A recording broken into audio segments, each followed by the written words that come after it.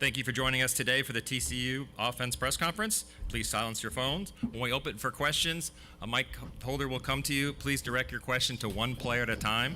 We are transcribing remotely on YouTube, which will be loaded after the press conference is over. Following this press conference, we have USC defense at 2:30. We also have our Rico's River Rally at 5 o'clock. There's directions how to get to the media sag sitting there. That is our signature event along the Riverwalk. And then tonight we'll have evening hospitality again in the Merritt Riverwalk. Welcome to our TCU Offense Press Conference. It's my pleasure to introduce tight ends coach Mitch Kirsch. Coach, could you introduce the players you brought with you? Yeah, first off, we got Ken Seals, Eric McAlister, and Chase Curtis. You know, three guys that have been a part of this program for a few years now. Chase has been here longer than others. Ken grew up a TCU fan, same with Eric, and decided to transfer home, and they've been great for us, you know, since they got here. Anything about the week of preparation? Yeah, it's just been really good, you know, and Coach Dykes talked about bowl games a lot, and you're kind of losing their luster a little bit. You know, being able to come down to San Antonio, be a part of the Valero Alamo Bowl, I mean, first-class organization that's put everything together for us. You know, the guys are having a great time. Coaches, wives, families, we're having a great time. And it's just good to spend this time with this group, you know, for the last week before everybody kind of goes their separate ways. Thank you, Coach. Questions for anybody at that table? Front, Jamie?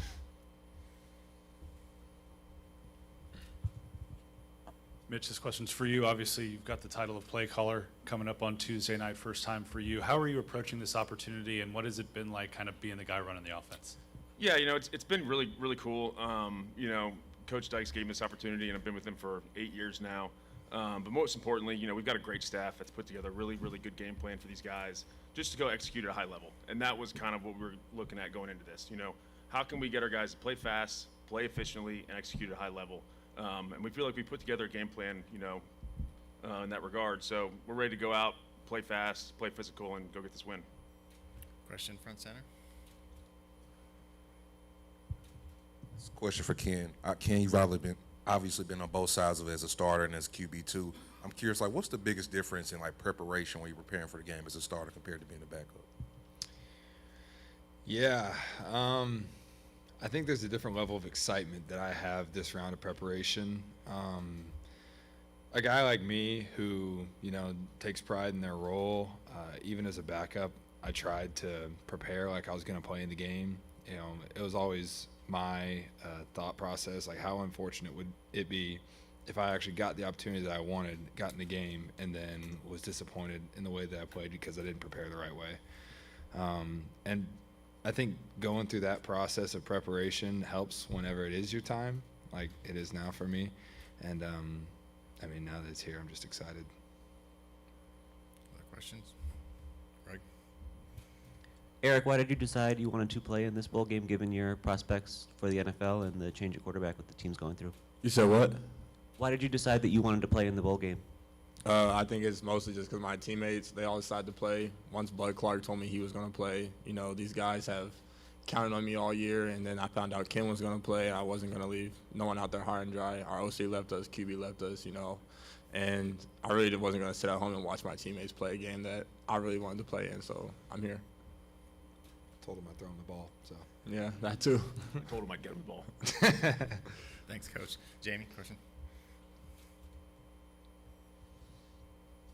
Chase, you've been around this program for a long time. I asked Bud a similar question yesterday, but just what has it meant to you to stay in one place for as long as you have, and how much do you value TCU and the community? I mean, it's been awesome. It's been a dream come true. It's crazy whenever I talk to people outside about how long I've been in college, but I mean, I wouldn't want it any other way. TCU means the world to me. These guys mean the world to me. They've been with me through everything, all the ups, the lows, and I mean, just getting one more opportunity here to spend the week with them and just to get to represent TCU one more time means the world to me. And I mean, we're excited. It's going to be a good one.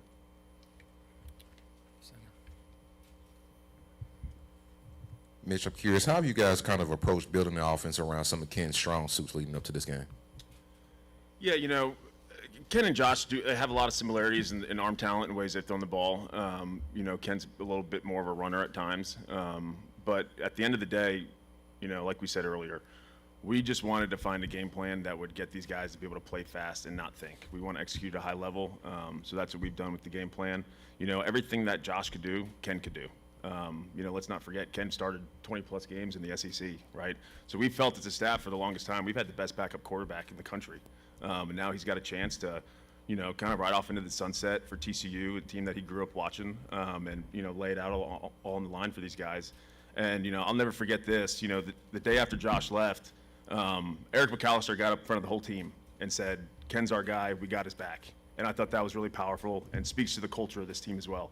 So that was something that was really awesome to see. Front, Jamie. Ken, Mitch just talked about that moment with Eric standing up. What did that mean to you to have a guy you've known since high school stand up for you and support you in that moment? Yeah, it was really cool. It meant a lot to me. You know, kind of going into that meeting, I was prepared to say something, you know, just like calm the nerves. I think, you know, it was a time of uncertainty for a lot of people, especially on the team.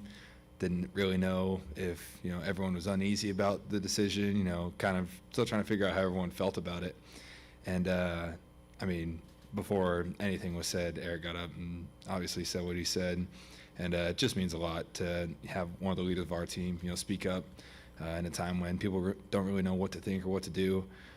Someone takes control, kind of eases the waters, calms everyone's minds a little bit, and says, we got one more game, let's go win it. Thank you. Second row. Chase, this is your first full season you've been able to play since 2022, and it's been your most productive offensively. So what has this meant for you personally to be able to see that growth in the stat sheets? I mean, it's been nice to stay healthy for a full season, just so I could keep playing with these guys and go to all the road games and everything. But I mean, for the stats, I mean, it's cool and everything, but just to be able to like put on the pads with these guys, that means the world to me. I mean, if I could do a 9th year, I'd do it. So I mean, it's been just really cool to be able to play the full season. Front, middle. Chase, what type of coach would you say Mitch has been for you since he's been on the staff?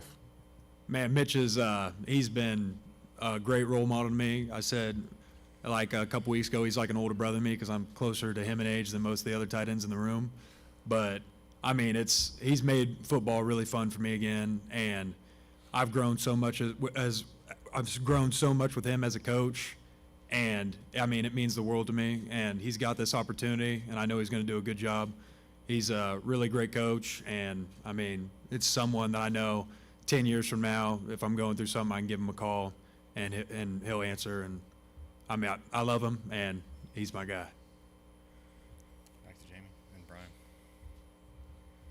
Eric, for you, you talked about it a little bit last week, the decision to stand up in front of the team and throw your support behind Ken. But when you think about your leadership role in this program, what was it that kind of pushed you to actually stand up and say those words? I think it's more of that I knew a lot of guys were going to play, and I really care for Ken. Like, I've been preaching for Ken for a long time, even when Hoover was hurt and he was throwing the ball in the first spring I was there. So I think once we all heard the news that Josh was leaving, that breakfast, I kind of went in there and asked a bunch of guys, like, what's the deal? Are y'all still playing? They're asking me if I'm going to play. And I knew that if I'm going to play, I can get all these guys behind Ken. And if we can get everybody behind Ken to believe in Ken, we're going to win the football game. Brian. Ken, you went from starting as a true freshman in the SEC, now you get to play a bowl game for your dream school. If you could go back and tell your younger self about your would-be journey, what would you say? Yeah, it's been a lot of ups and downs. Shoot, man, I mean, college football has been the biggest blessing of my life, and it's been times where it's been hard and it's sucked. But I mean, to be able to ride those highs with guys that you love and care for, and you know, invest so much in, you know, so much time, so much effort, energy, all the sacrifice that you put in. I mean, I think I just tell my younger self to enjoy it, because this is my 6th season, but like now that I'm looking at my last game, it's like, wow, like how's it flown by so fast in a way. Even COVID, I mean, those really pretty much 2 years, like snapped and it was over. And I can say the same for college football now, but and I think this last season, not certain if I was ever going to get to play a game, has been my whole approach has been just enjoy it. Enjoy the time that you have with your teammates again. Playing in your hometown. So I've really tried to kind of step back a lot of times and just appreciate the situation I'm in. And so yeah, I'd probably just say enjoy it. Any other questions? Brian, then Raul. For Ken and Eric, I want you both to answer. What would your message be to the towns of Weatherford and Azle about showing up in San Antonio for one last game? Show out, show up, be loud, and get a picture afterwards. Because we appreciate them all showing up. Yeah, I guess you can't say much about Weatherford, but it's cool to be able to play pretty close to home for those guys. I wish I got to throw a touchdown to them in high school, but hopefully we can make it happen on Tuesday. Again, you kind of touched on it, but for everyone else, how are you taking this week? You just kind of just cherishing sort of the last times being together? Yeah, like I said, it's kind of everything that we do is starting to get to the last times. We just had our, last Friday walkthrough. Tomorrow's going to be, our last run through, and then Tuesday's going to be my last game. It's just kind of the last of everything. And, at the same time, you're preparing for a football game, so it's like, deal with that and that emotion after the game. Like, everything's going to be so much more sweet and so much better when you go out and handle business and you dominate and you win the football game. And so being able to appreciate the situation that you're in, appreciate the time that you have with these people, but also understanding, like, we got to get the job done and there's still a lot to do and we got to get prepared to go play our best game. Any final questions up here? Thank you, Coach. Thank you, players. Mitch, if you could stay up here, and the other players will move around to the breakouts with the chairs.